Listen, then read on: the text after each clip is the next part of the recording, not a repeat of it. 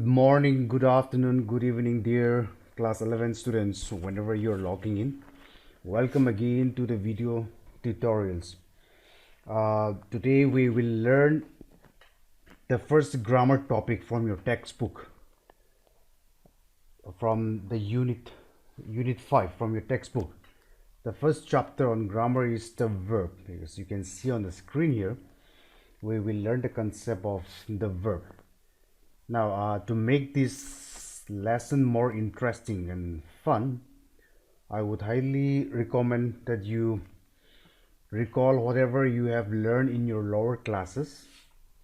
You need to go back to your grammar textbook once more and remember and recollect all the basic grammar so that this lesson becomes more meaningful. Things like the parts of speech, the phrase, the clauses, persons, number, subject, object, etc. You need to once again recollect and go through the grammar textbook that you have with you. So this lesson, the verb becomes more easier for you to learn. Now, to start with, the verb in English grammar is a very important topic. In fact, the verb forms the most important unit in a sentence. Without a verb, you don't have a sentence. So to start with, let's start with the definition, as you can see on the screen here. Verb is a word that tells or asserts something about a person or a thing.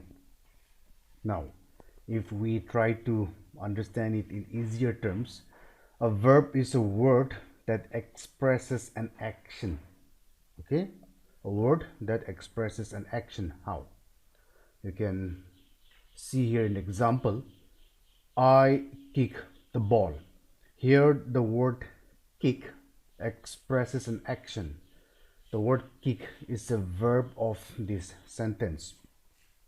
Again, a verb is a word that expresses possession, a word that expresses ownership. In the example, Miranda has a bicycle. The word has expresses ownership or possession. Such a word is also a verb. In the third instance, a verb is a word that expresses a state of being. Now, there will be a word that expresses a state. Example, Bandang is a doctor. The word is expresses what Bandang is. Bandang is a doctor. Such a word is also a verb. In the fourth example, you have I am happy. Am expresses the state of mind that I am going through, or my state of being. I am happy. Am expresses happiness of I, first person singular. So am is also a verb. The fifth example, the baby sleeps. Sleeps expresses a state where the baby is sleeping. So the word sleeps is also a verb. So these are the examples of a verb in a sentence. Examples like kick, has, is, am, sleeps. These are few examples of a verb in a sentence.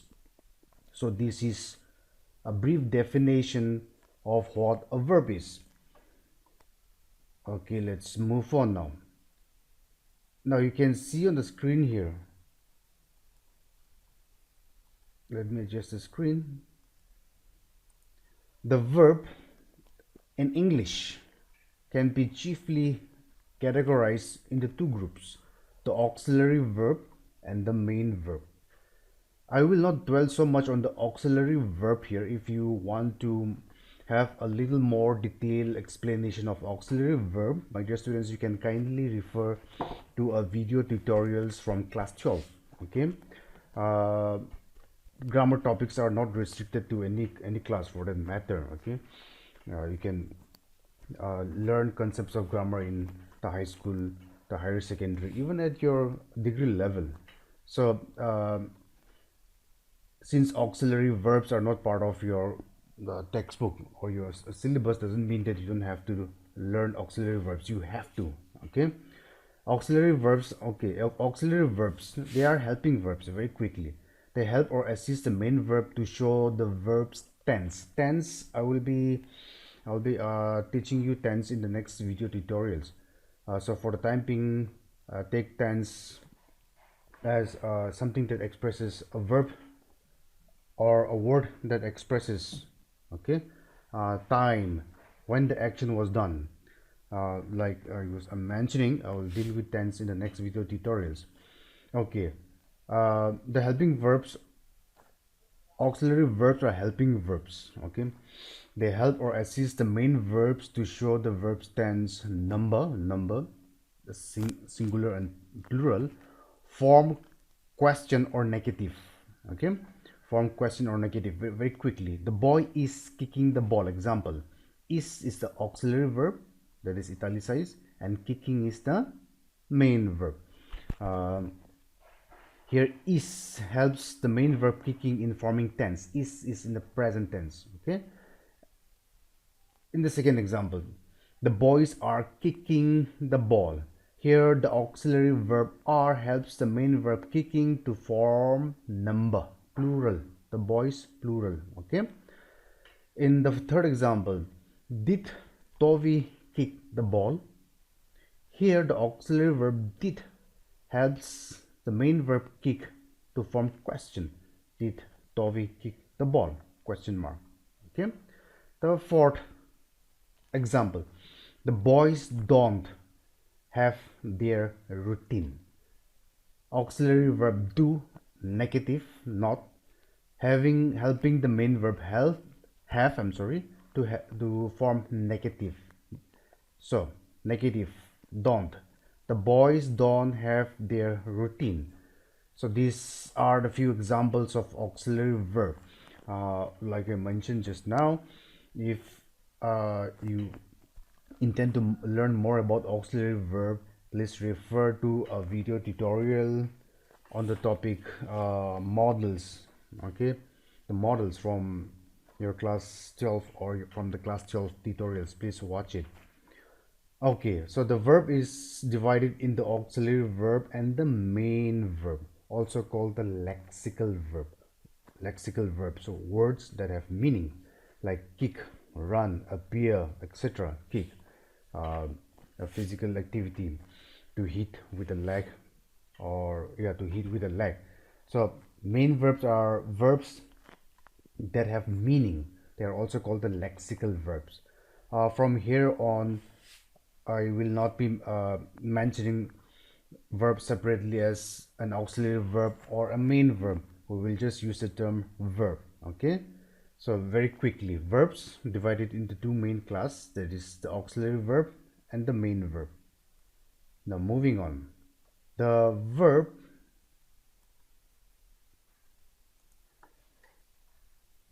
can be divided, again, the main verb, okay, or the verb can be divided into two types, the finite verb and the non-finite verbs.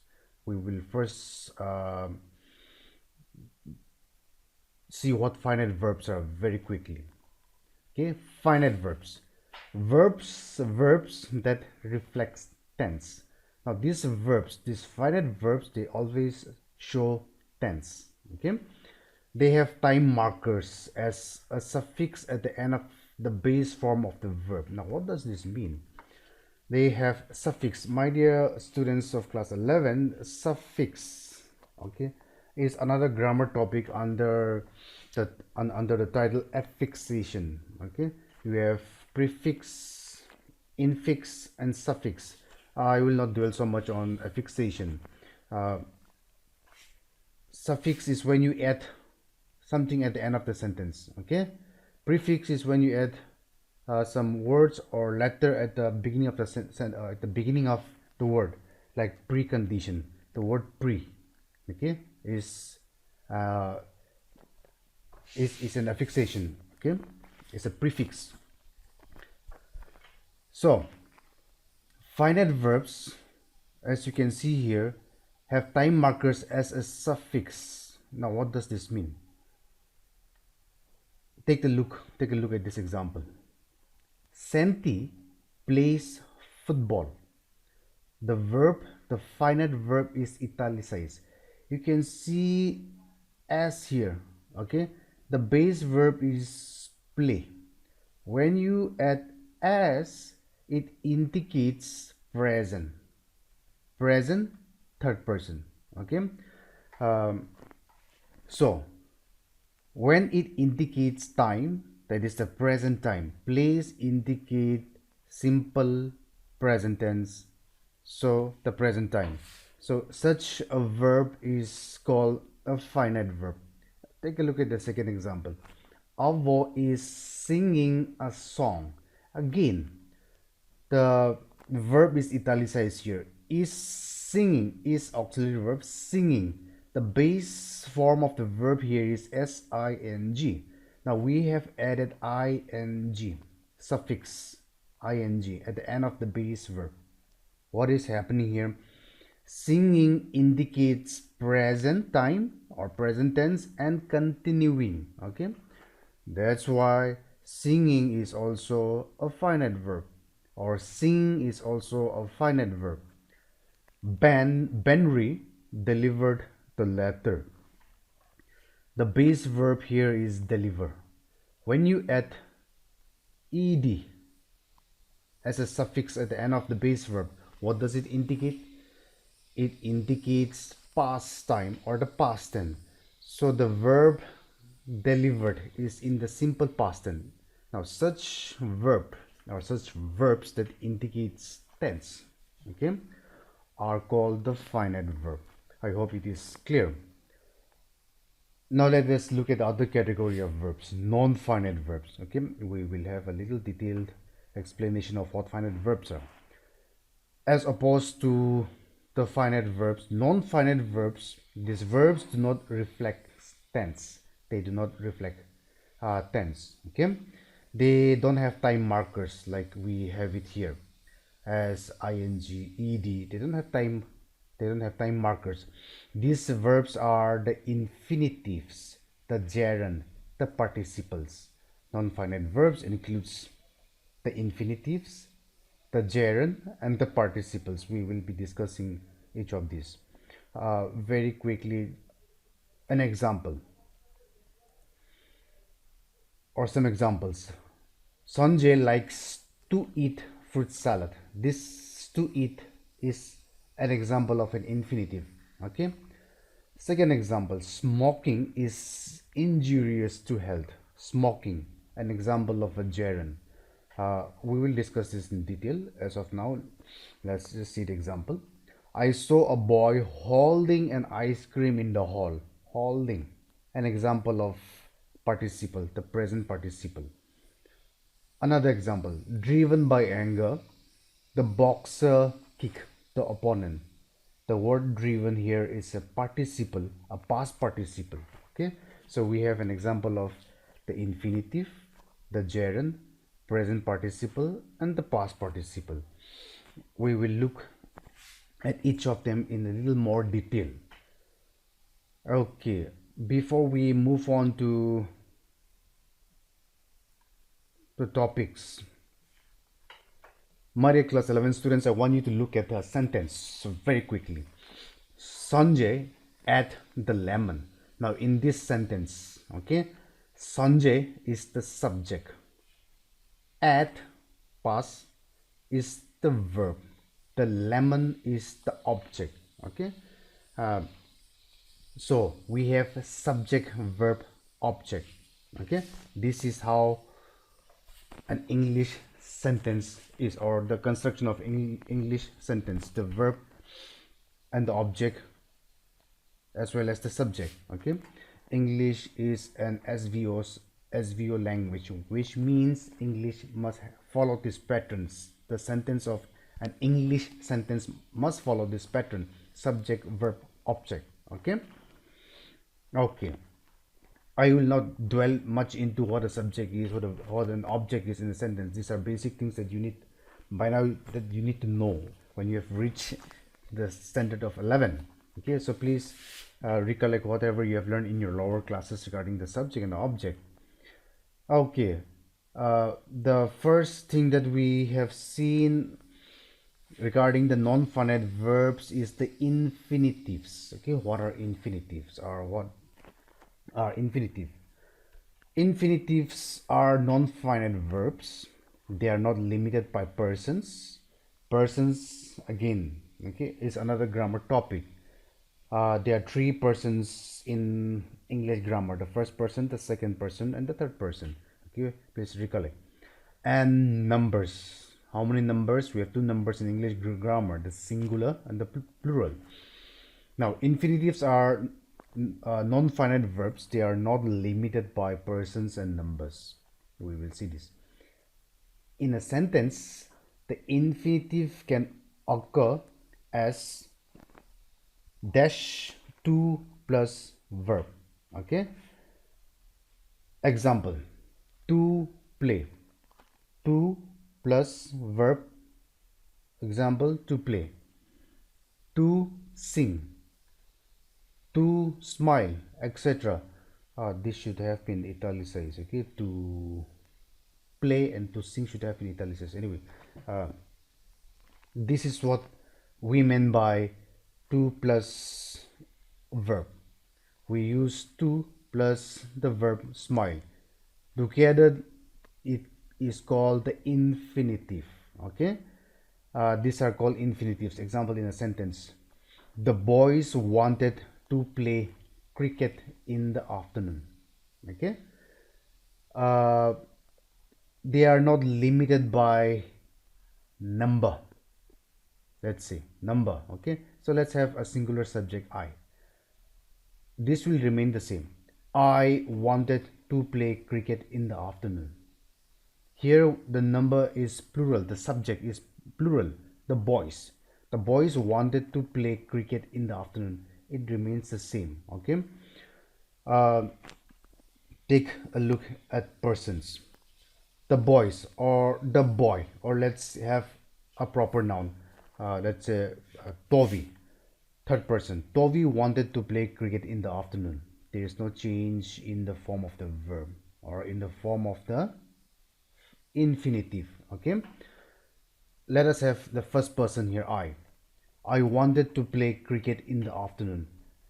Change in persons and number do not affect, I'm sorry, the infinitive. That's why we say they are not limited by persons and numbers, unlike the finite verbs, which are affected by persons and number. Okay, another example: we have a third person here. Manas refused to smile for the camera. Okay, Manas refused to smile for the camera. You can see here we have third person plural subject. Here we have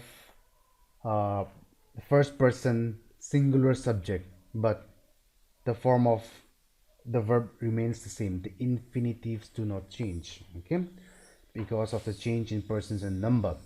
Now, such a verb are called infinitives.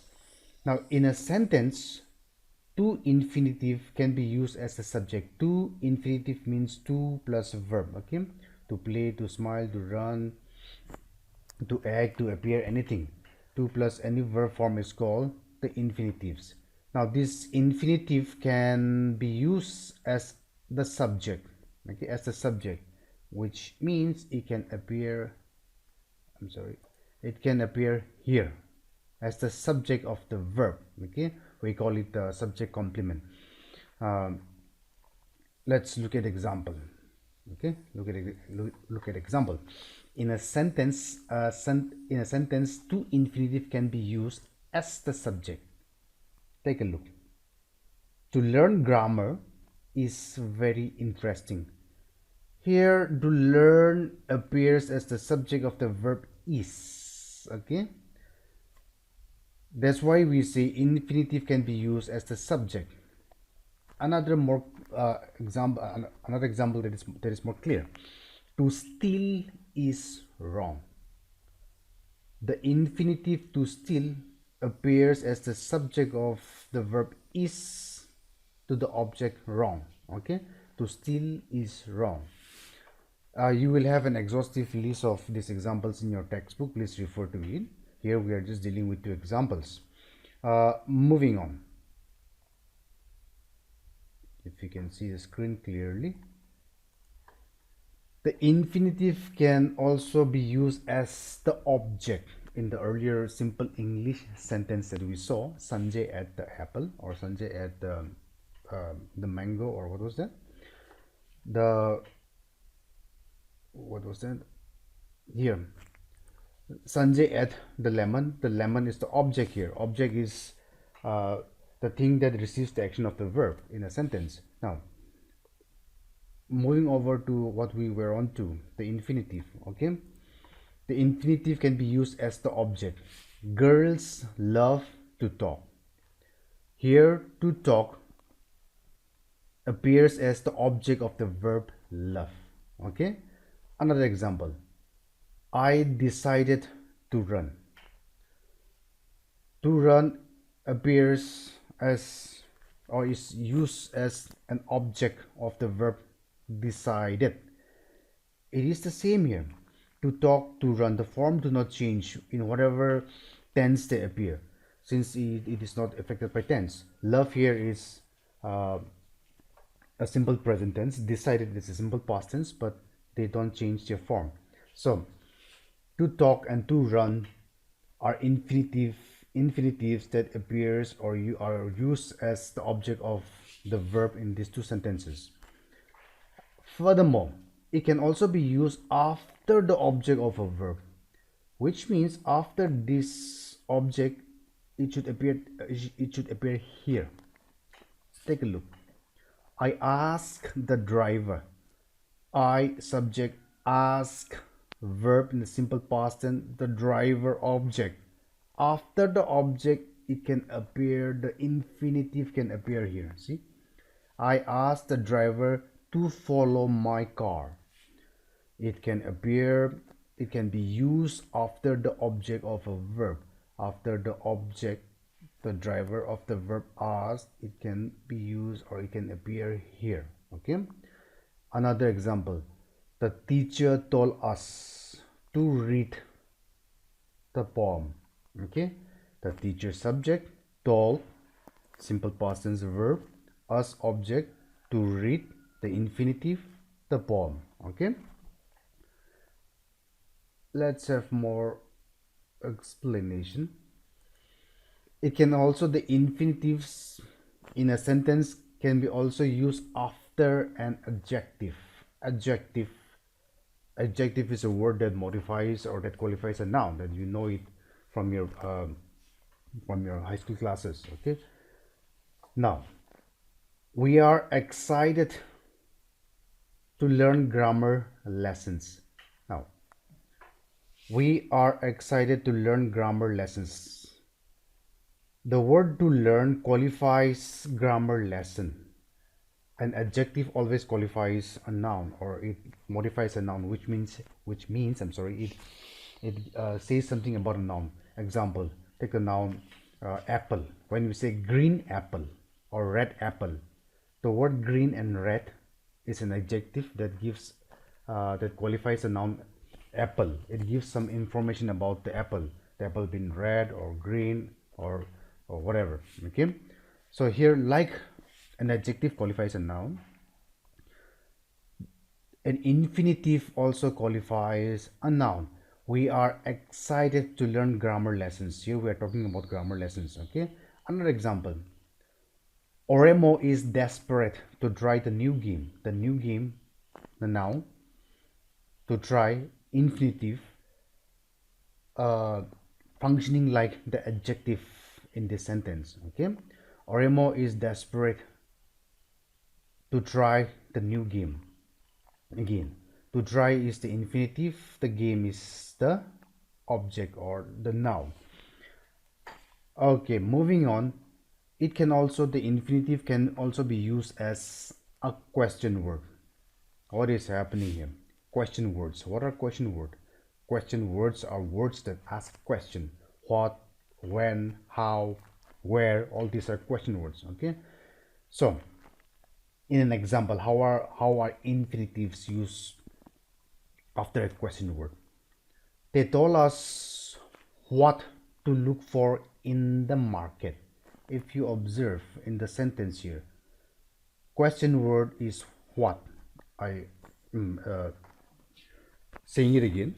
Question words are words that ask question. So what, after the question word what, the infinitive appears, to look. Another example, I'll teach you how to bake a cake. These two examples shows that the infinitives can be used after a question word. Question word what, the infinitive to look. Question word how, the infinitive to bake. So these are the two examples to show how an infinitive or how infinitives can be used after a question word. Moving on, infinitives can also be used to specify the purpose of an action. Okay, to specify the purpose of an action, things will be more clear with examples. I went to the market to buy some fruits and vegetables. Now it can be used to specify the purpose of an action. What was the purpose of you going to the market? I went, okay, to the market to buy some fruits and vegetables. Why did you go to the market? To buy. Can be used. So the infinitive to buy is used here to specify the purpose of you going to the market. I went to the market to buy some fruits and vegetables. Another example, Aliba, name of a person. Aliba plugged the hole to prevent the fuel from leaking. To prevent, an example of infinitive, the verb infinitive, okay, specifies why you plug the hole. Okay, you plug the hole to prevent the fuel from leaking. So the infinitives can be used to specify the purpose of an action. Okay, we move on with the explanation of the infinitive. The infinitive can also occur as a base infinitive. Base infinitive is without the word to. Okay, example, sit, beat, make, knit, etc. These are examples of base infinitive. Example here, let him sit here near the table. You won't see the word to. Okay, let him sit here near the table. These are examples. Let and sit are examples of base infinitive without the word to. In example, make him stand. Make him stand. Make is an example of base infinitive. Another example, bid him go there. Bid him go there. Bid, the word that is italicized, is an example of base infinitive. Okay, so the infinitive can also occur without the to. That means the infinitive can also occur in a sentence as base infinitive. These words let, sit, make, bid are examples of base infinitive.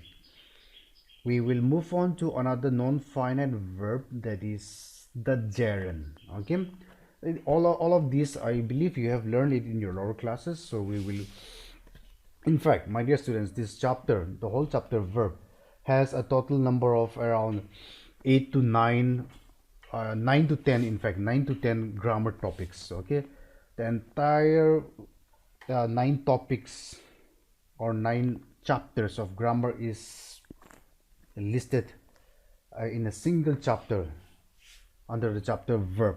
We are supposed to give you only the cursory ideas. Okay, having understood that you already have the wider knowledge or the concepts that you have learned in your lower classes. So very quickly we will learn what the gerund is. What is the gerund? A gerund is a form of a verb which ends in ing, dash ing. Dash, we will have the verb here, the base form of the verb, and it ends in ing. Things will be more clear with example. And has the force of a noun and a verb. What does it mean?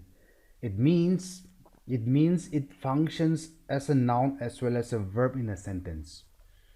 Take a look at the example. Smoking is injurious to health. Another example. Reading is his favorite activity. Take a look here. The words smoking and reading is formed from the verb, the base form swim and read, by adding ing at the end as a suffix. It is therefore like a verb. It is like a verb because we take the base form verb swim, read, and add ing. The words smoking and reading are the subjects of the two sentences. Hence, it does the work of a noun. The subject of a sentence is usually a noun, noun phrase, or a noun clause. Okay. However, in this sentence, in these two sentences, smoking, reading, which are like the verb, functions like the subject of the two sentences. So it also does the work of a noun. Therefore, the words smoking and reading are therefore both like a verb and a noun. It is a verb noun called a gerund. Now, gerund is a very strange kind of animal here in the grammar world. Okay, it functions both like a verb and a noun. So, if you take a look here, smoking is injurious to health. Reading is his favorite activity. Smoking, which is like the verb from the verb smoke with ing added to it. Reading from the verb read with ing added to it, is the subject of the verb is here. Reading is also functioning like the subject of the verb is here. That's why it is called the gerund. Okay, such words like smoking and reading in the subject position here, okay, is called the gerund. Okay, the next thing about gerund here, my dear students, gerunds may also be used as object of a transitive verb. Okay, remember transitive verb, right, in a sentence. If gerunds are like, if they can function like a noun, and very surely it can appear in the object position, because the object position position in an English sentence is also occupied by a noun. Example: Binod likes dancing. Here the gerund dancing, okay, appears in an object position of the verb likes. Another example: I like playing tennis in the morning. I, subject, verb like, playing, the gerund tennis, in the morning. Okay, so in this sentence, two sentences, dancing, playing appears in the object position. Another example: Olivia loves making paper flowers. In this example, it appears in the object, or it is used as an object of the verb love. Okay, Olivia loves making paper flowers. In this sentence, it is used as an object of the verb like. In the first sentence, it is used as an object of the verb likes. Okay, so that much is what gerund is all about. We will look at another example of, or another example of the infinitive, the participle. Okay, I'm sorry, non-finite verb forms. Non-finite verb forms, or what are non-finite verbs? Non-finite verbs are the infinitives, the gerund, and the participle. Okay, three things. The participle. Finally, the participle. What is the participle? A participle is a form of verb that functions partly as a verb and partly as an adjective. Remember gerund? Gerund functions partly as a verb and partly as an as a noun, but the participle functions partly as a verb and partly as an adjective. It is verb adjective. Okay, so it is verb adjective. Example: hearing the cry, the mother rushed out. Another example: a burned child dreads the fire. An adjective always qualifies a noun. Okay, so the participle functioning like the adjective here qualifies the noun the mother. Hearing the mother, hearing the cry, the mother rushed out. Another example: like an adjective qualifies a noun, here the participle modifies or qualifies child. A burned child treads the fire. Okay, the verb treads the fire. Now, the participle, my dear students, are classified into two, or there are two types of participle: the present participle and the past participle. Okay, the present participle, what does it denotes? Present participle denotes an incomplete action or state. It always ends in ing. Since the action is incomplete, it always ends in ing, indicating progress. Okay, it is always active. Take a look here. I can hear her singing a song. The participle singing is still continuing. Okay, the singing is not yet completed. So I can hear her singing a song. The word singing in this sentence is a present participle. Okay, I first person singular, can auxiliary, hear verb, her object, singing a song. Now another example: did you see the frog hopping on the road? There has to be a question mark here. Okay, there's a slight typing error here. Did you see the frog hopping on the road? Here you see hopping. Okay, the action is not yet completed, this frog is still hopping. Ends with ing. Okay, sing, hop. So the present participle denotes an incomplete action or state. I can hear her singing a song. Did you see the frog hopping on the road? As opposed to the present participle, we also have the past participle.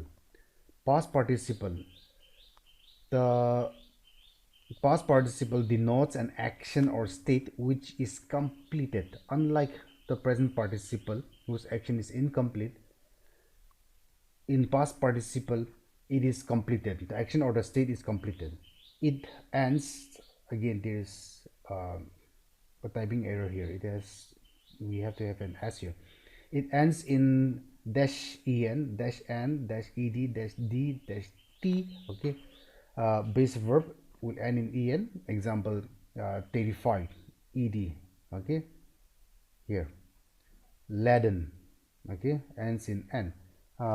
You will have a good number of examples in your textbook. Okay, referring to your textbook is absolutely necessary. Here we cannot have the entire textbook. Here we have just some examples for explanation. For example, in the example, we saw the truck laden with goods. Now this is an example of the past participle. Okay, the verb saw has the object the truck, and the past participle laden with goods. Again here, terrified, the boys ran outside. Okay, the past participle here, terrified, the boys ran outside. So these are the two examples from many examples that you have in your textbook, are the examples of the past participle. One thing that you need to keep in mind here, students, okay, that's why I wrote note here. The forms of the gerund and the present participles are identical. Okay, very important here.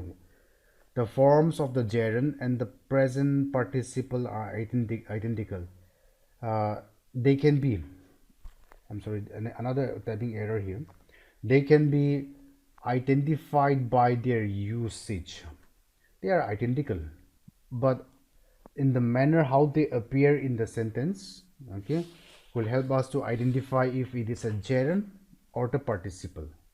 Remember, gerunds are verb noun and the participles are verb adjective. We'll take the same form of the verb here. Okay, take a look. Pradeep likes writing. Here the word writing is a gerund. Okay, why? Because it is functioning like the noun, functioning like the object of the verb like. Okay, in this second example, riding along the forest, Pradeep saw a monkey. The word writing here is not a gerund but a present participle, because like an adjective it qualifies the noun the forest. Okay, riding along the forest, Pradeep saw a monkey. So this is how you identify whether it is a gerund or a present participle by their function in the sentence or by their usage in a sentence. Okay, please note this, it is important. Okay, moving on regarding the verbs.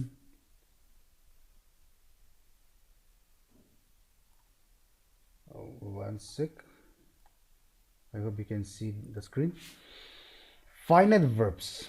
Okay, finite verbs are further classified into two: the transitive verbs and the intransitive verbs. Okay, transitive verbs and intransitive verbs. What is a transitive verb? A transitive verb is a verb that denotes an action which passes over from the subject to the object in the sentence. The action performed by the subject passes over to the object. Okay, the object of the sentence receives the action denoted by the verb. It is an action verb that takes a direct object to make a sense. Okay, you will see from the example. Kinali bought a pen. It takes a direct object, a pen. Okay, now Kinali bought a pen. Another example: grandmother filled the cookies with chocolate chips. Both these verbs, both and filled, are transitive verbs. Okay, because the action of the verb passes over to the object. Here also the action of the verb denoted by filled passes over to the object. So both and filled are examples of transitive verbs. Okay, uh, not a technical explanation, but in order to identify transitive verbs, you, after the end of the verb, you ask the question what or whom. So if you ask bought what, a pen, if you have a reasonable explanation after the question what, it is to the verb, it is a transitive verb. Again here, fill what? Fill the cookies. So filled is a transitive verb. Okay, some transitive verbs take two objects: the indirect object and the direct object. The indirect object, it denotes the person to whom something is given or for whom something is done. As simple as it is. Okay, indirect object is to whom something is given or for whom something is done. The direct object, it usually denotes the name of something. Things will be clear in an example. Here, Bukato gave Tia an apple. The verb, the transitive verb, takes two objects here: the indirect object Tia and the direct object an apple. In the second sentence also, grandmother told the children a story. The, the, the transitive verb told takes two objects here: the indirect object the children and the direct object a story. In a question word, in a sentence that asks question, can you get me a pen? The verb get has two objects. Okay, me, the indirect object, and a pen, the direct object. Another example: the principal promised us a holiday. The verb promise, which is a transitive verb, takes two objects, the indirect object us and the direct object or holiday. Alonso offered his friends some blueberries. Again, the transitive verb offered has two objects here, the indirect object his friends and the direct object some blueberries. Okay, so these are the 5 examples that you can see from your learning here regarding the transitive object taking two objects. Now such a transitive verb that takes two objects, the transitive verbs, the two objects are called ditransitive verbs. Die, two. Okay, the transitive verbs again that takes two objects are called transitive verbs. I hope it is clear.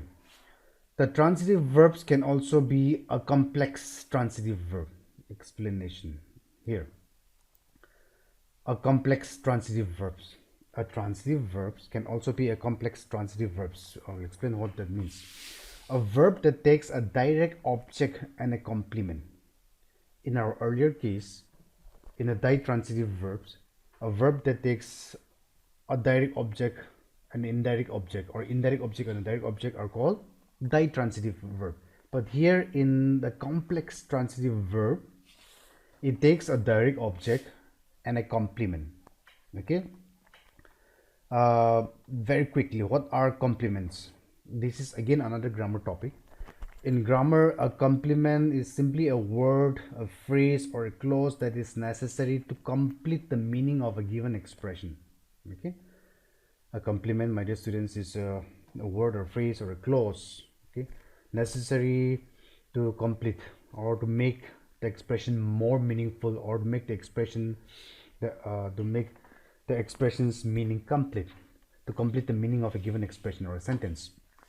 Example here: the board declared the result immediately. Here we have an example of a complement as a word. The board, the verb declared, which is a transitive verb, takes a direct object, the result, and a complement word, a single word. Now, the entire sentence, the board declared the result immediately. Now, the expression of this sentence is more complete. Okay, it declared the result reluctantly, immediately. We know that the result is declared by the board immediately. The word immediately here, which is colored here in green, is the complement. The result is the direct object. The verb here is underlined. The complex transitive verb is underlined here. Okay. Second example: the students found her reasonably helpful. Here we have a phrase as a complement. Okay, the students found is the complex transitive verb, her the direct object, reasonably helpful the phrase, which is a complement. Another example: Chumpen called the institution when it was raining in the afternoon. Here we have a complement as a clause. Okay, as a clause, this is a dependent clause. Chumpen called the institution when it was raining in the afternoon. We have the complex transitive verb call, which takes a direct object, the institution, as well as a complement. When it was raining in the afternoon. Complement is in the form of a clause here. Okay, so these are the 3 examples of a complex transitive verb: a verb that takes a direct object and a complement as a word, a direct object and a phrase as a complement, a direct object, the institution, which takes a complement in the form of a clause. Okay, I hope it is clear enough. Okay, we will move on. Now we will see the intransitive verb are chiefly classified into transitive and intransitive. What are intransitive verbs? An intransitive verb is a verb that denotes a state or an action that is complete in itself. Okay, the action do not passes over to the other object, or it doesn't passes to the object. That's why called the intransitive. It does not passes over to the object. and intransitive verb do not take a direct object to make sense in a sentence. Okay, it doesn't take a direct object. Take a look here at this example. Asan seems happy. Okay, the action is complete in the person itself. Okay, in the subject itself. Asan seems happy. Another example, the sick puppy died. Okay, again here the state is completed in the puppy itself. Okay, in the sick puppy itself. Die doesn't passes over to another thing. Okay, or to another object or to another thing in a sentence.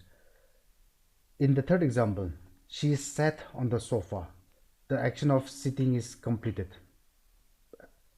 in itself, doesn't pass over to the sofa. Okay, so in an example, she sat on the sofa.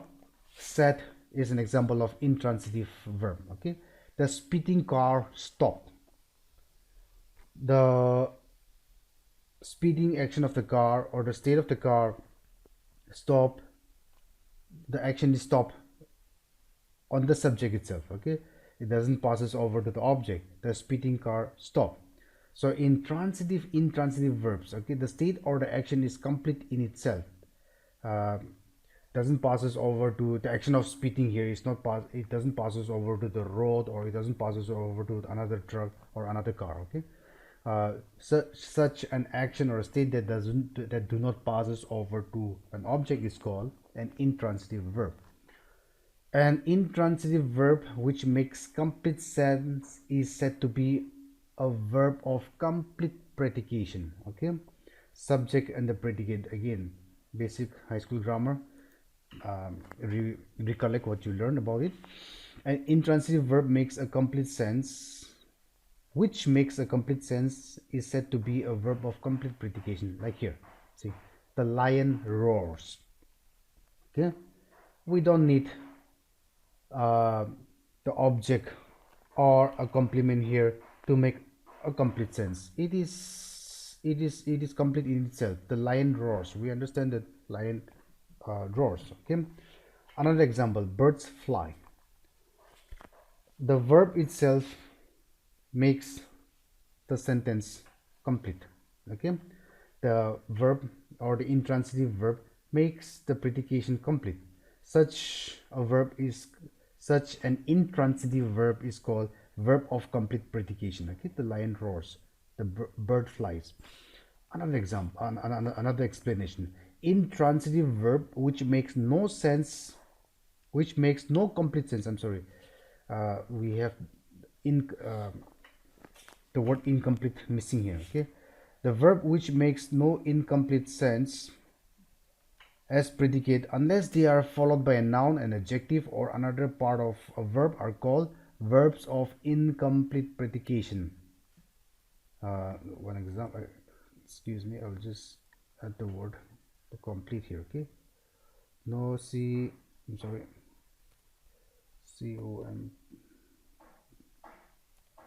com here.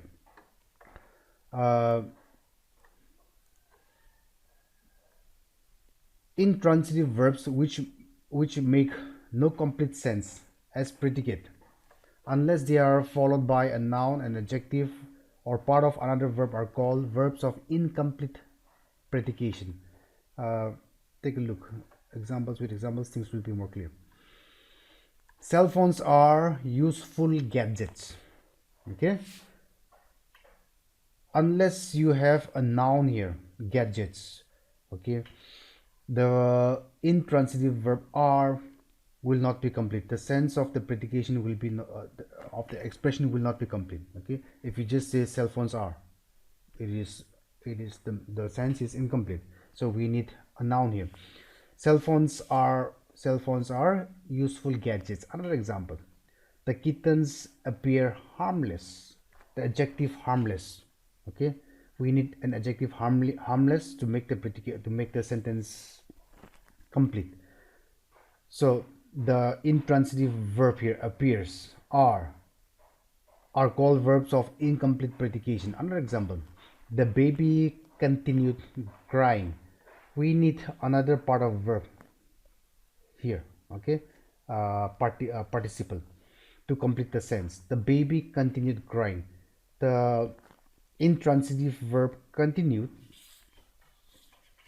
which is a verb of incomplete predication, will not make a complete sense without adding crying here. Okay, so these verbs of incomplete predication, which are intransitive verbs like are, appears, continued, are called verbs of incomplete predication.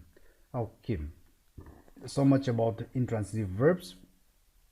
We'll move forward and have more explanation about the verb. Now, all in all, the tense of a sentence is inflected on a verb, which means a verb, okay, uh, basically the finite verb shows the tense. The verb changes its form according to the tense it specifies in a sentence. What does it mean? Changes its forms. Take a look. Dance, in an example, Alice dances beautifully. Here the tense is simple present tense. Okay, the form will change, the shape or the form will change when the tense changes. Alice is dancing beautifully on the stage. When it was simple present tense, the form of the verb is dances. But when the tense changes into present continuous, the form of the verb changes. Now we have is dancing. It will change its form again when it is a simple past, like Alice danced yesterday. Now we have ed added here. We have is and ing, is and ing added in the present continuous. Okay, we have s added here in the simple past. I mean in the simple present tense, first person. I mean third person singular. Again, Alice will dance beautifully tomorrow. In the future, again, this sentence, this verb, I'm sorry, this verb shows simple future tense. In all these tenses, the verb keeps on changing its form. That's why we say the tense of a sentence is inflected on the verb. The verb changes its form, okay, according to the tense it specifies in a sentence. According to the tense, it will change, keep on changing. Simple present, present continuous tense, tense, simple past, and the simple future.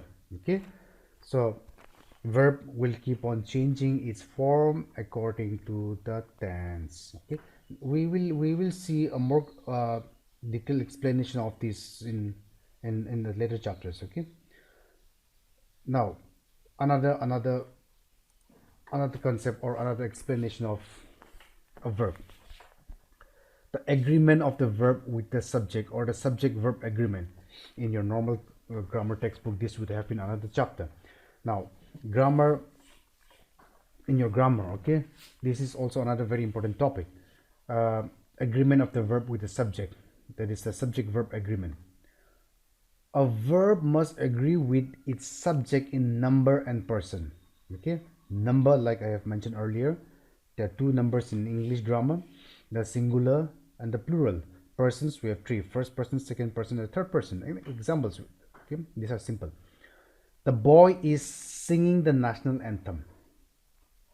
Okay, another example: the boys are singing the national anthem. Here the verb is singing. Okay, it agrees with the subject, the boy, okay, in terms of number. Okay, in terms of number, here the boys are singing the national anthem. Again, the verb are singing has to agree with the subject in terms of number, the boys. Okay, which means the verb has to be a singular verb in the case of the first example, since the subject is singular, and in the second case the verb has to be plural because the subject is plural. Example: what happens when you try having a singular verb in in a subject which is in the plural. The boys is singing the national anthem. The sentence is rendered ungrammatical, wrong, because there is a subject verb disagreement. We have a singular verb uh, in an environment where we have the plural subject. That's why the sentence is rendered wrong. Okay. Another example: mother has lot of books in her room. The verb has agrees with the subject mother. Okay. um, in terms of person and number.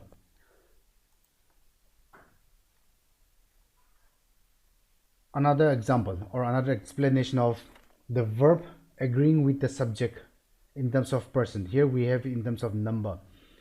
In terms of person, I eat breakfast every day in the morning. Now, if you add s here, okay, what happens? I eat breakfast every day in the morning.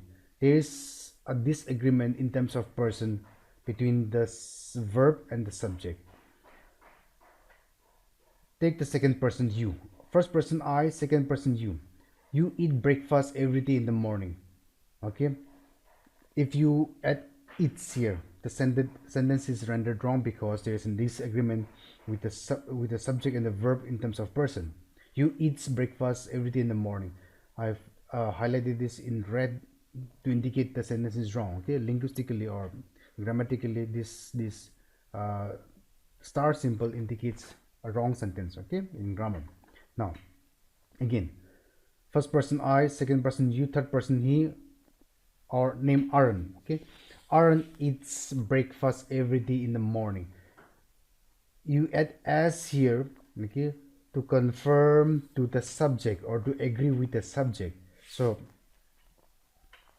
I eat breakfast, you eat breakfast, he or Aaron eats breakfast every day in the morning. Okay, if we substitute eats with eat, what happens? He eat breakfast every day in the morning. The sentence is ungrammatical, it is rendered wrong. Okay, so the verb has to agree with the subject in terms of person and number. Okay, if the subject is first person singular, the verb also has to be first person singular.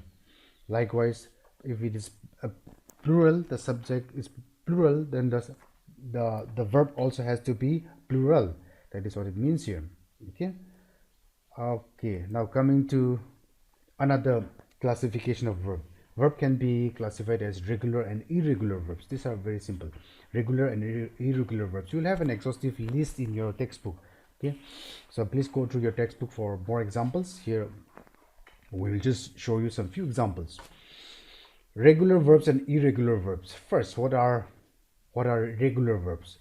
Verbs can be regular or irregular. Verbs that changes their form, changes their shape by adding s, ed and ing at the end of the base form are regular verbs. Very simple. Okay, base form allow. Now if we add s here, s, what happens? It represents simple present tense. It signifies simple present tense here. Okay, if we add ed to signify simple past, what happens? It becomes allowed. From base verb allow, okay, it becomes allows, allowed, present participle allowing, past participle allowed. The form of the verb keeps on changing. From allow it becomes allows, allowed, allowing, allowed. Such verbs are called regular verbs. Okay, we'll have more example: laugh, laughs, love, laughing, laughed. Okay, so these types of verbs, they changes their form by adding s, ed, ing at the end of the base form are regular verbs. Base form allow, love. Okay. Okay, moving on. We have verbs that form their simple past and past participle in different ways. By not adding ed or d. Okay, like in the regular verbs. we simply add ed to form simple past. Okay, but unlike that, in your irregular verb, the past and the past simple past and the past participle is formed in different ways. Such a verb are called or is said to be irregular verbs.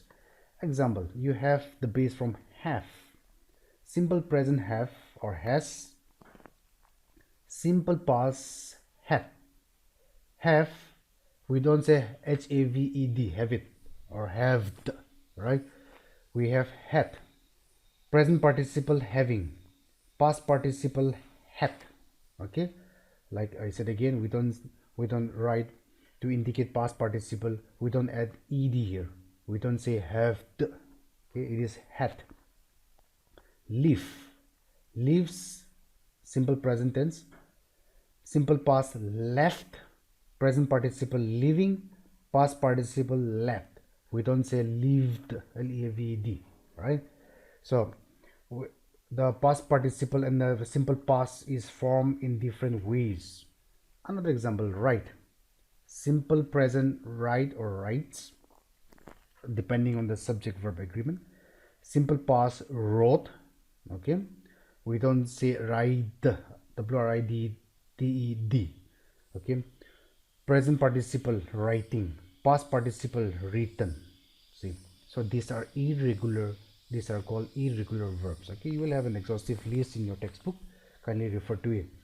So much for the topic verb. Okay, I know this video tutorials is a little lengthy, but one doesn't have to watch it at one sitting. Okay, you watch it in different sittings whenever you are comfortable and relaxed. So watch it again and again. Okay, so that you have the complete understanding of whatever has been explained here. I hope it is clear enough.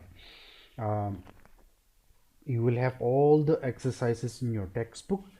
Please compare whatever you have learned here with the things that is in the textbook, and based on whatever you have gone through here, whatever you have learned here, try solving the exercises. They are simple as it is. Okay, try solving all the exercises.